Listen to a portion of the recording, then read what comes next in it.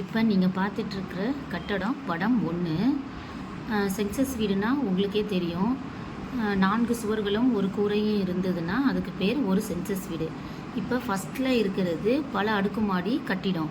இதுவும் சென்சஸ் வீடு தான். ஆனால் இதில் எத்தனை குடும்பங்கள் தனித்தனியாக சமைச்சு சாப்பிட்றாங்களோ, இப்போ 5 குடும்பம் ஒரு கட்டிடத்தில் தனியாக சமைச்சு சாப்பிட்டாங்கன்னா அது 5 சென்சஸ் வீடாக கருதலாம்.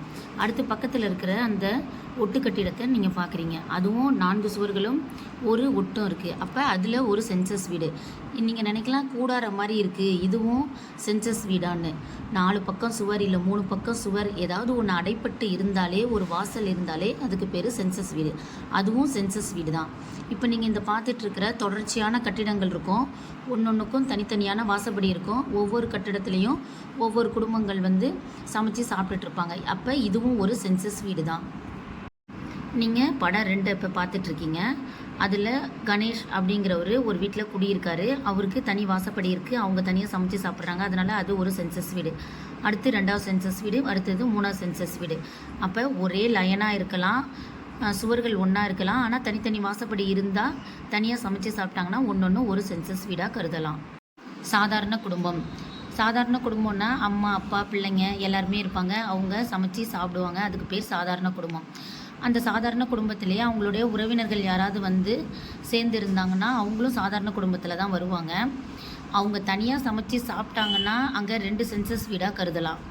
அதாவது அவங்க அம்மா அப்பா பிள்ளைங்க தனியாக, அவங்களோட இருக்கிற உறவினர்கள் தனியாக சமைச்சு சாப்பிட்டாங்கன்னா அந்த வீட்டில் 2 சென்சஸ் வீடுன்னு வச்சுக்கலாம்.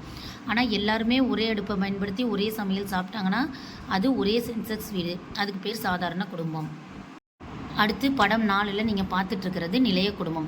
நிலைய குடும்பத்தில் ஹாஸ்டல், விடுதிகள், உணவகங்கள், ஹோட்டல், பிச்சைக்கார விடுதிகள், சிறைச்சாலைகள் இது எல்லாமே நிலைய குடும்பத்தில் தான் வரும். இதில் நான் சொன்ன எல்லாருமே நிலைய குடும்பம்.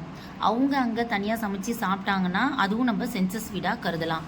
அதாவது இப்போ ஒரு ஹாஸ்டல் இருக்குது, அது மொத்தத்துக்கு ஒரு சென்சஸ் வீடு.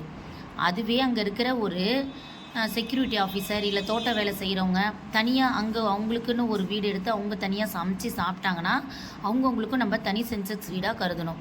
அப்போ ஹாஸ்டல் ஒரு சென்சஸ் வீடு, தோட்டக்காரர் தனியாக சமைச்சு சாப்பிடுவார், அது ஒரு சென்சஸ் வீடு, செக்யூரிட்டி தனியாக சமைச்சு சாப்பிடுவார், அது ஒரு சென்சஸ் வீடு. அப்போ அந்த இடத்துல ஒரு 3 சென்சஸ் வீடு தனியாக இருக்குதுன்னு நம்ம கணக்கு எடுத்துக்கலாம். படம் 5 ஒரே ஒரு கட்டடம் இருக்கும். அப்போ அந்த குடும்பத்தில் ஒரே ஒரு சென்சஸ் வீடு தான் இருக்கும். படம் 6 கூம்பு வடிவ வீடு, ஒரே கட்டிடம், அதில் ஒரே ஒரு சென்சஸ் வீடு தான் இருக்கும்.